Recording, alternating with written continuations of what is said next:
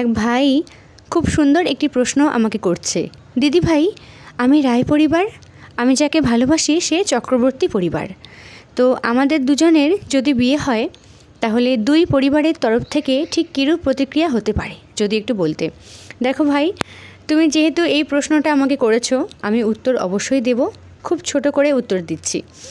যদি কিছু ভুল বলে ফেলি দয়া করে আমাকে ক্ষমা করে দিও, কেমন? দেখো, আমি মনে করি একটা সম্পর্কে দুটি মানুষ ভালো থাকবে, সুখে থাকবে, আনন্দে থাকবে, এটাই সবার আগে। কারণ দুটি মানুষ ভালো থাকলে একটা পরিবার আমি মনে করি অনেক ভালো থাকে। তো সবার আগে সুখ শান্তিটুকুই বড়, অন্য কিছু নয়। তোমরা যদি একে অপরকে অনেকটা ভালোবেসে থাকো তাহলে কাস্ট কখনোই একটা সম্পর্কে বাধা হতে পারে না। তো তুমি বললে পরিবার কীরূপ প্রতিক্রিয়া করবে, এটা সম্পূর্ণ ডিপেন্ড করছে দুটি পরিবারের উপর বা দুটি মানুষের উপর। একটি পরিবার আরেকটি পরিবারকে ঠিক কিভাবে গ্রহণ করবে, কিভাবে মানিয়ে নেবে, এইটার উপর ডিপেন্ড করছে। এখন তুমি বললে তুমি রায় পরিবার, তুমি যাকে ভালোবাসো সে চক্রবর্তী পরিবার। এটাকে একটু উল্টে দাও, হতে পারে তুমি চক্রবর্তী এবং ও রায়। তো দেখো, প্রত্যেকটি পরিবারের মানুষজন ছোট থেকে একটু অন্যরকমভাবেই কিন্তু বড় হয়ে ওঠে। তোমার লাইফস্টাইলের সাথে তোমার উল্টো দিকের মানুষটির লাইফস্টাইল কখনোই কিন্তু পুরোপুরি ম্যাচ করবে না। এটা আগে তোমাকে বা তোমার ফ্যামিলিকে বুঝতে হবে।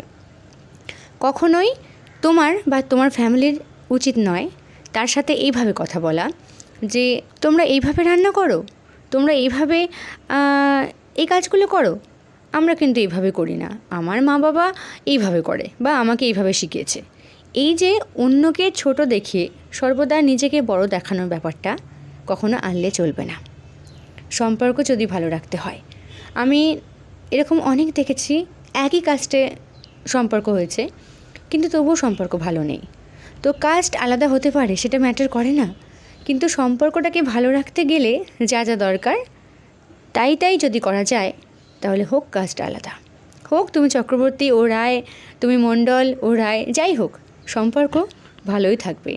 তো সবার আগে তুমি কিভাবে বা তোমার ফ্যামিলি তাকে কিভাবে গ্রহণ করছে, তার সাথে কিভাবে রিয়্যাক্ট করছে, এটাই কিন্তু সবার আগে দেখার। তুমি বা তোমার ফ্যামিলি যদি সর্বক্ষণ তাকে এটা বুঝিয়ে দাও তুমি আমাদের কাস্টের নও, তোমার সাথে আমাদের ঠিক সব দিক থেকে মিল হচ্ছে না, তাহলে কিন্তু সে কখনোই ভালো চোখে তোমাদেরকে দেখবে না, আর সম্পর্কটা ঠিক ওখান থেকেই খারাপ হতে শুরু করবে।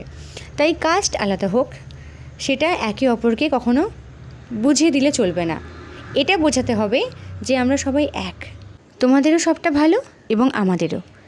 তোমার ভালো মন্দগুলো তুমি তার সাথে শেয়ার করো এবং তার সব কিছুটাও তুমি জানার চেষ্টা করো, দেখবে সম্পর্কটা অনেক ভালো হবে এবং ফ্যামিলির দিক থেকেও কোনো রকম খারাপ প্রতিক্রিয়া আমি মনে করি আসবে না।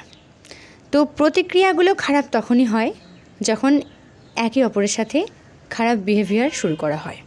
তো এই দিকগুলো মাথায় রাখলে হোক না কাস্ট আলাদা,